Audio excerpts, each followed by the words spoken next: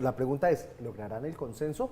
Porque aquí tenemos una carta de 200 personalidades de este país y tenemos una carta de 9 exconstituyentes y tenemos a todos los expresidentes diciendo que no les gusta. Claro, pero, perdón, meto la cucharada Adelante, ahí. Paula. Aparte del consenso, también dice Rodrigo Londoño varias veces durante su respuesta, el acuerdo nacional, el acuerdo nacional, el acuerdo nacional. Recuerden que el acuerdo nacional está incluido dentro de esa firma del acuerdo de paz, justamente con las extintas guerrillas de las FARC. Y es uno de esos argumentos que han empezado a mover el ex canciller Leiva, el propio presidente Petro, para que esa fuese la vía para mover la constituyente. Ojo que ahorita vamos a hablar de lo que van a defender en Nueva York ante el Consejo de Seguridad de Naciones Unidas el gobierno de Gustavo Petro relacionado con eso que menciona Paula. Pero yo creo que el acuerdo y el consenso va a ser muy difícil. Parecería, por el contrario, que el consenso se está formando en contra de una posible asamblea constituyente.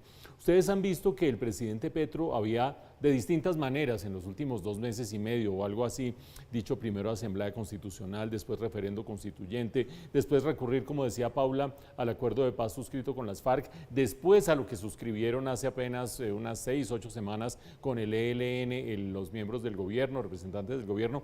Por todos los lados el presidente Petro moviendo la idea de una constituyente, y justo cuando cambia de ministro del Interior, que se supone que es el escudero más grande que va a tener esa idea del gobierno de tener una constituyente, justo en ese momento en que el escudero llamado a hacer los grandes consensos aparece en escena, se viene encima todo el mundo. Aparece la carta de los 200, aparece la carta de los exconstituyentes, aparecen las manifestaciones de distintos sectores. No había habido participación en el debate nacional tan concurrida, tan nutrida en contra de una asamblea constituyente. Por supuesto hay mucha gente que también la respalda, pero lo que estamos viendo es la reacción en contra, esa es la que estamos reseñando en este momento porque es masiva y es de distintos partidos, de distintos sectores, de distintas dimensiones. No había habido hasta ahora, es decir, que por ahora el nombramiento de ese alfil que iba a vender la idea política de una constituyente está funcionando totalmente en contra porque está generando una reacción opuesta.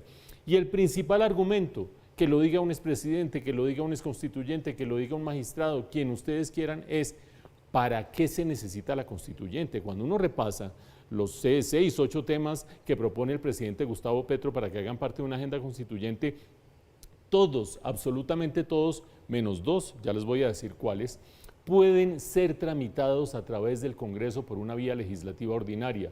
¿Qué dar derecho a la salud? ¿Qué dar derecho a la educación? ¿Qué dar derecho a las pensiones? Reformas en salud, educación y pensiones se han tramitado en el Congreso, unas se caen, otras salen adelante. ¿Que hay que promover una reforma a la justicia? ¿Que hay que promover una reforma política? ¿Que hay que promover una reforma? Todo eso se puede tramitar por el Congreso, no necesita una constituyente. De los temas que ha mencionado el presidente Petro, hay 2. Uno de ellos más o menos definido y otro bastante gaseoso que quizás requerirían constituyente. Uno de ellos, un nuevo ordenamiento territorial, donde las regiones tengan un régimen distinto, sobre todo en lo fiscal, cuánta plata les toca, cómo la gastan, qué responsabilidades les toca, todo ese movimiento federalista, cuasi federalista, mejor dicho, que se ha dado en los últimos meses. Eso requiere reforma constitucional, pero se puede tramitar mediante acto legislativo en el Congreso, doble ronda, todas las de la ley y pasar por allí. Pero hay una que es la última que menciona el presidente Petro, que es el perdón social. ¿El perdón social a quiénes? A quienes tengan encima unas deudas con la ley, que si son de izquierda, que si son de derecha, que si son buenos, que si son malos, que si son guerrilleros, que si son subversivos, que si son políticos, expresidentes, excongresistas.